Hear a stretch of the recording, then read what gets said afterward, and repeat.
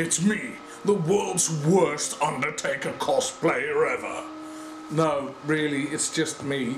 Let's talk about Star Trek Discovery and its problem with its arc-based series. Problem with the series doesn't lie with the fact that the main star is a woman. Nope, no it doesn't. It doesn't lie with the fact that there's gay people in the series, that there's people with, they're not neurotypical, that's not the issue. The main issue isn't even the fact that the only straight white male is one of dubious motivations played by Jason Isaacs. It's not even the fact that the Klingons are these big monochromatic bald aliens that don't resemble any Klingons as we know them whatsoever in the last couple of decades of Star Trek. None of that is a problem. There's going to be spoilers in this episode because basically our main protagonist is Michael Burnham, who was raised as a child by Sarek, who is also Spock's biological father. She was adopted by him after her parents were killed in a big battle involving Klingons. Michael Burnham, to emphasize, is a lady. She serves under Captain Phillips on the USS Farragut, who is also a lady. They end up in what is the start of the Human Federation Klingon War, 10 years before Star Trek the original series happens. Well, no one wants war. The USS Farragut is probably the most capable ship that the Federation has at that point, and unfortunately, Captain Phillips dies in the two-parter opening of Star Trek Discovery. Michael Phillips gets court-martialed by the Federation because of her actions on board the USS Farragut. On her way to the Federation equivalent of Alcatraz, she gets picked up by Jason Isaacs' Captain Lorca on board the titular USS Discovery, where Star Trek Discovery gets its name from. The Discovery is a secret project of the Federation, and Lorca thinks he can use a person like Michael Burnham. Coincidentally, that's where she meets Saru, who's also on the USS Farragut, who is played by Doug Jones, and an alien who can sense danger, because that's what his species is rated for. She befriends the ship's technician, doctor, and an ensign, and they have adventures in space but not time. Using a massive tardigrade, or a water bearer they might be known to some, they end up perfecting the Spore Drive, which is a drive capable of instantaneously teleporting the entire ship to a specific location anywhere close by.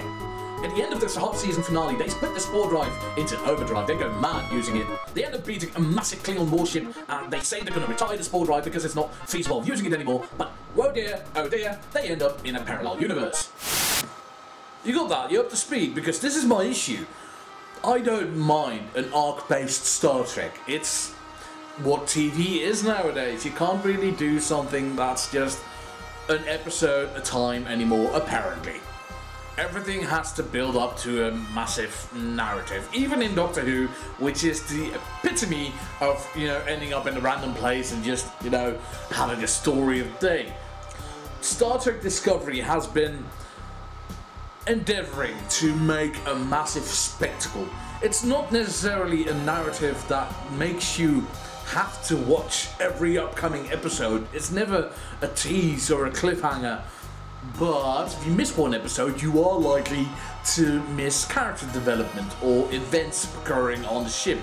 Because the next episode, they're not going to assume that there's a status quo. They have to keep building on.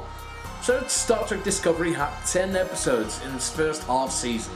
And that's 10 episodes of 45 minutes apiece. Not counting the opening two-parter. That's 8 episodes on board the Discovery itself. We know a bit about Michael Burnham because she's been the main focus. We know a little bit about Saru because he was on board the Discovery as well. But the engineer, Petams, I want to say horrible names, his husband, Tilly, the ensign. There's a lot of other staff members on board the Discovery as well that look really cool. Like I said, there's a robot lady with black and white skin. She might be one of the original series aliens, but with cybernetic enhancements. But here is the point. I have a huge problem with the fact that they're now in an alternate universe. I don't feel that half a season is enough for us to get connected to most of these characters, that we feel their peril, that we feel their fish out of water. Because can you really give me an essay about what these characters' hopes and aspirations are? Star Trek The Next Generation waited until season 4 to bring back the mirror universe from the original series. I'm not going to say anything about the original series itself because that was literally just the anomaly of the week. So whenever the mirror universe came into play there, that was the thing that they came up with themselves. Deep Space Nine as well waited several seasons before they actually got into the mirror universe. Enterprise even waited until its 4th season. We have little to no connection to these characters, and I'm not saying they're bad characters, but we've spent little time with them. So to now take these characters and put them in a completely different scenario, it's not as if we can go, well, how are they going to make this? You don't know enough about them to say, well, that's out of character. Nothing can actually really offend you, because it could still be a swerve to say like, oh, well, secretly in my past I used to be an assassin. I mean, it's not very likely, but it's a possibility. Worst of all, there were 2 twists in the last 3 episodes of the second half of the 1st season, and that's a way convoluted way to put that. So in the Dark Universe, there's a Terran Empire. Human race has got one leader and she rules it all. They don't even really call her a she, it's the Emperor all the time. But the moment she appears on screen, we know this is supposed to be a, oh my god, what am I seeing cliffhanger, and the episode ends. Except it's Michelle Yeoh. We saw her 10 episodes ago, and I get it, it's supposed to be like dun dun dun, but it's not reaching quite that soap opera climactic peak that they want to reach. Imagine, if you will, Star Trek Discovery has been on TV for 3 years in this imaginary world, and now they are going to a dark universe, and now they're bringing back Michelle Yeoh. That would be a surprise. That would be something like if we had the Next Generation, and in season 4 suddenly in the other universe, Tasha Yar would be there. That would have been a climax. That would have been like, holy crap, they brought Michelle Yeoh back. Except because Michelle Yeoh has been with us so recently in the series, and we haven't really seen Michael process all of her grief of losing one of her best friends and commanding officers, that this interdimensional reunion, in a way, it doesn't have the impact on the views as it should do. Worst of all, is the biggest twist is that Captain Lorca has been called dubious, and we didn't know whether or not we could trust him, and suddenly he's from the mirror universe. The mirror universe. Okay, but we've only known him for about 8 episodes, and again, we knew very little of him, so it's not as if this surprise is the big Wizard of Oz reveal that the show felt like it was building up to. Mind you, none of this is saying that the actors are bad, that the plot is bad. It's just the timing of it all. It doesn't feel like it has earned it yet. If you can bounce a football, or like a proper European football, the soccer type, on your knees, and your feet, maybe your elbow, but not your hands, like 100 times.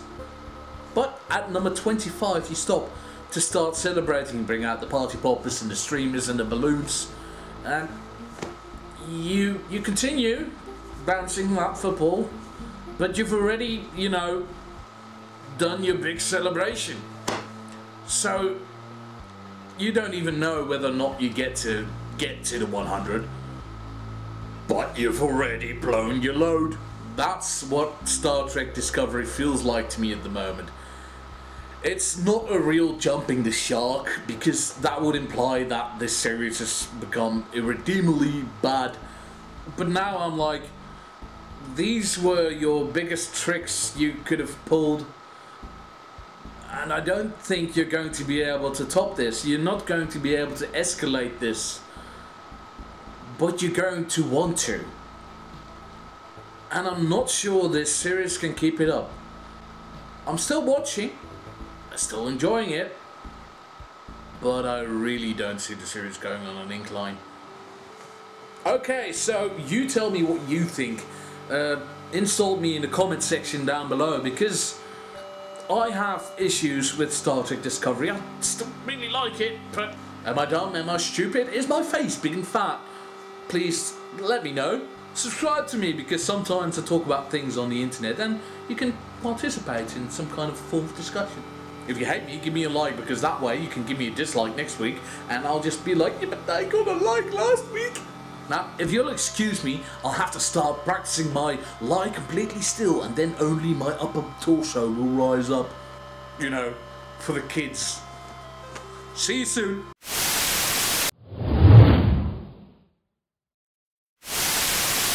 Oh, well, I've been trying some new things with some new software this week because Sony Vegas was on sale on Humble Bundle in December. So let me know if this is improving or if I should go back to just showing how ugly I am on camera all the time, because either way works for me.